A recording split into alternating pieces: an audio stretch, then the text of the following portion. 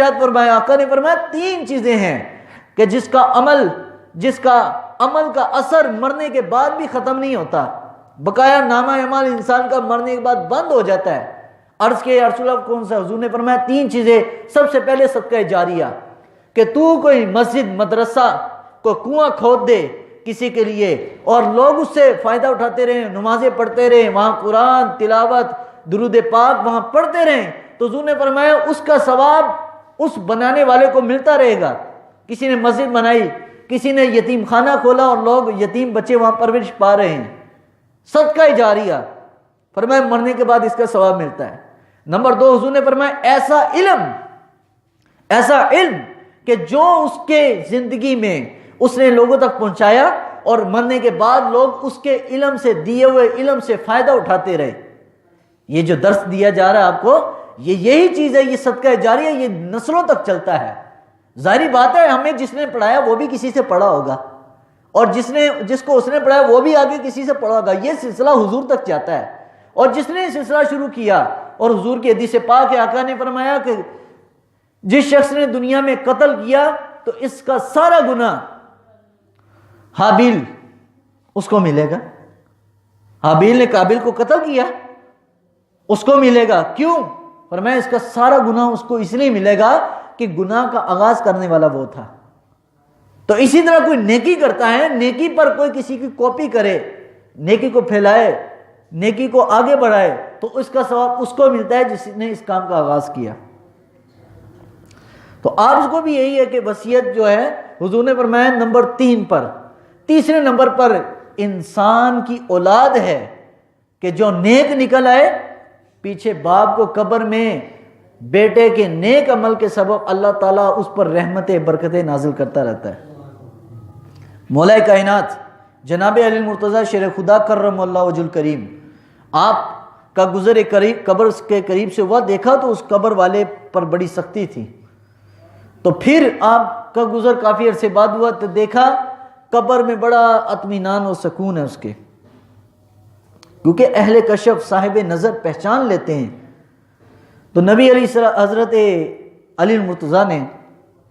اس صاحب قبر سے پوچھا کہ یار تیرے پر بڑا عذاب تھا پہلے میں آیا تھا، تو اب تو بڑے سکون میں ہے۔ تو حضرت مولا کائنات کو اس شخص نے کہا کہ حضور میرا تو کوئی عمل نہیں تھا، میں خود تو گناہ گار آدمی تھا، لیکن میرا ایک بیٹا تھا جو ابھی چھوٹا تھا، بول نہیں سکتا تھا، اب اس کو مدرسے میں داخل کیا، جب اس نے بسم اللہ الرحمن الرحیم شروع کی، اللہ نے اس کے سبب میرے قبر کے عذاب کو جو ہے دور کر دیا۔ وَوَصَّى بِهَا إِبْرَاهِيمُ بَنِيهِ، حضرت ابراہیم اور حضرت یعقوب نے وصیتیں کی ہیں۔ ہم اپنے بچوں کو یہ وصیتیں کریں نا بیٹا کہ تیری زندگی میں تجھے بڑی مشکل سے پالا ہے، بڑی تیرے لیے محنتیں مزدوریاں کی ہیں، لیکن کاش کہ تو مرنے کے بعد میرا وہاں پر ساتھ دے۔ وہاں پر ساتھ دینا زیادہ مشکل ہے، کیونکہ دنیا میں تو چلو باپ بیٹا ماں زندہ ہو تو انسان ان کی کوئی نہ کوئی خدمت کر دیتا ہے، نہ ہو تو خدمت انسان نہیں کر پاتا، نہ قبر میں جانے کا ٹائم نہیں ہوتا، لیکن اگر وہی عمل اچھا کرتا رہے تو اللہ تعالیٰ اس کا اثر اس پر ڈالتا رہتا ہے والدین پر۔ تو اللہ تعالیٰ نے آگے ارشاد فرمایا ام کنتم شہداء اذ حضر یعقوب الموت اذ قال لبنیہ ما تعبدون من بعدی، جب حضرت یعقوب علیہ السلام پر وقت اخیر آیا، موت کا ٹائم آیا، تو کہا بیٹو میرے بعد کس کی عبادت کرو گے، میرے بعد کس کی عبادت کرو گے؟ قالوا نعبد الہک و الہ آبائک ابراہیم و اسماعیل و اسحاق الہ واحد، کہا ابا جان ہم آپ کے رب کی، ابراہیم کے رب کی، اسماعیل کے رب کی، اسحاق کے رب کی، یعقوب کے رب کی، ہم ان کے رب آپ کے رب کی عبادت کریں گے، وَنَحْنُ لَهُ مُسْلِمُونَ، اور ہم رب کے سچے بندے بن کر رہیں گے۔ تِلْكَ أُمَّةٌ قَدْ خَلَتْ لَهَا مَا كَسَبَتْ وَلَكُمْ مَا كَسَبْتُمْ، اللہ نے فرمایا یہ وہ امتیں ہیں، یہ وہ لوگ ہیں کہ جن کے واقعات تمہارے ساتھ سامنے بیان کیا جاتے ہیں، لَهَا مَا كَسَبَتْ وَلَكُمْ مَا كَسَبْتُمْ، ان کے لیے ان کا عمل ہے اور تمہارے لیے تمہارا عمل ہے۔ انسان یہ نہ سمجھے کہ یار فلاں ایسا کر رہا ہے غلط کام، ہم نے کر لیا تو کیا ہو گیا، نہ ہر بندے کا عمل اس کے ساتھ ہے۔ سکندر جب دنیا سے گیا تو دونوں ہاتھ خالی تھے، دنیا کا مال و زر تو بہت تھا، لیکن جب مر گیا تو ہاتھ خالی تھے، لیکن اعمال انسان کے ساتھ گئے۔ عمل سے بنتی ہے زندگی، جنت بھی جہنم بھی، یہ خاکی اپنی فطرت میں نہ نوری ہے نہ ناری ہے۔ حضرت علامہ اقبال علیہ رحمہ، یہ کل پرسوں ان کا یوم وصال گزرا ہے، یوم پیدائش،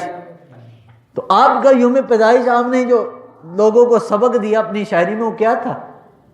کہ بھائی عمل سے ہی ہے، عمل اگر نہیں ہوگا تو کوئی بھی کسی کو کچھ فائدہ نہیں دے سکتا۔ بلکہ نبی علیہ السلام نے اپنی بیٹی کو یہ کہا، شاید میں پہلے بھی یہ روایت سنا چکا ہوں کہ اے فاطمہ میرے بات یہ نہ سمجھنا کہ تم کہ نبی کی بیٹی ہو تو بخشی جاؤ گی، قیامت کو اللہ تعالیٰ انسان کے اعمال کے سبب اس کے ساتھ معاملہ کرے گا، جیسے اعمال ہوں گے تو اعمال کو دیکھنا چاہیے، اعمال پر دار و مدار ہے۔ تلک امۃ قد خلت لہا ولا تسألون عما كانوا يعملون، اور کسی سے یہ نہیں پوچھا جائے گا وہ یہ کام کیوں کرتا تھا، تو اس کے ذمہ دار ہے۔ ہر بندے نے اپنی قبر میں پڑھنا ہے، ہر بندے نے اپنا حساب دینا ہے، کسی سے کسی کے بارے میں نہیں پوچھا جائے گا، لیکن ہاں عالم سے پوچھا جائے گا کہ اس نے لوگوں تک اللہ کا پیغام کیوں نہیں پہنچایا، آسان طریقے سے لوگوں تک پہنچاتا۔ اب یہ درس قرآن ہے، میں نہ بھی دوں تو کوئی مسئلہ نہیں، لیکن ہم نے 8 سال پڑھا، دین سیکھا، سمجھا، آج اگر ہم کہیں یار نہیں ہمیں کوئی بلائے گا تو ہم جائیں گے، ایسے نہیں ہے۔ ہمارا کام ہے حکمت کے ساتھ اور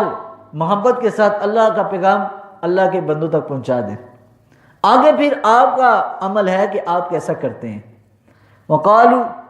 كونوا هودا او نصارى تهتدوا قل بل ملة ابراہیم حنیفا وما كان من المشرکین۔ اللہ فرماتا ہے کہ یہودی کہتے ہیں کہ تم یہودی بن جاؤ، عیسائی کہتے ہیں عیسائی بن جاؤ، لیکن قل بل ملة ابراہیم، اے حبیب آپ فرما دیجئے بل ملة ابراہیم حنیفا، آپ فرما دیجئے کہ تم نے اگر بننا ہی ہے تو سچے سچے مسلمان حضرت ابراہیم والے مسلمان بنو، کہ ابراہیم علیہ السلام نہ تو یہودی تھے نہ حضرت ابراہیم عیسائی تھے، لیکن کمال کی بات ہے عیسائی بھی حضرت ابراہیم کو مانتے ہیں، یہودی بھی مانتے ہیں، سب کے متفق رسول ہیں۔ حضرت عیسیٰ حضرت موسیٰ، یہودی حضرت موسیٰ کو نہیں، حضرت عیسیٰ کو نہیں مانیں گے، عیسائی حضرت موسیٰ کو نہیں مانیں گے،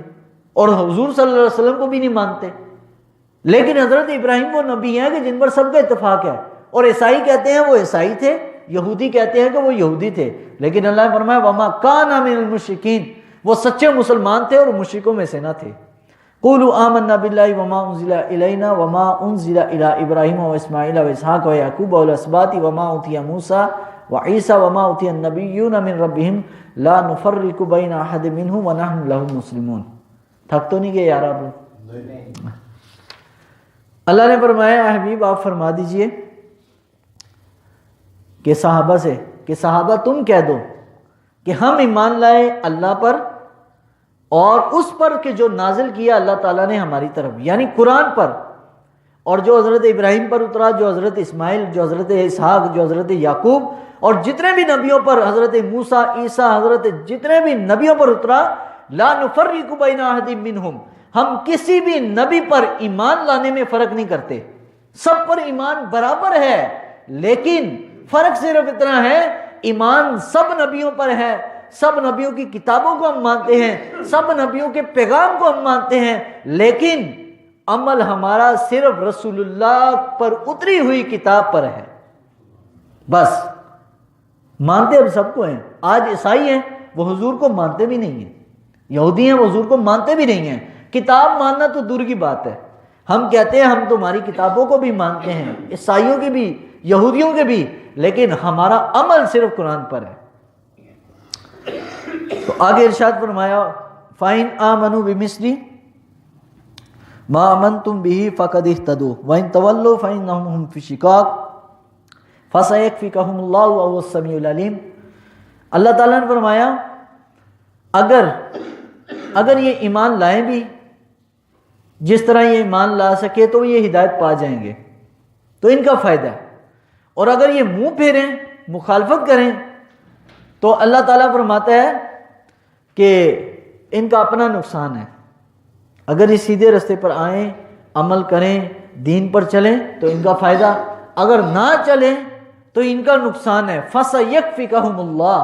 اللہ کافی ہے، اللہ کافی ہے جو ان سے حساب لے گا. صبغۃ اللہ، اللہ کے رنگ کو اپناؤ، اللہ کے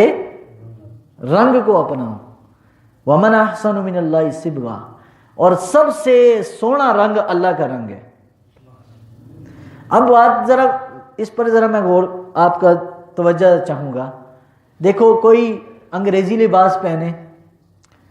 کوئی انگریز کے طرز عمل پر بال کٹوائے تو ہم کہتے ہیں ایندے چ انگریزاں دا رنگ آ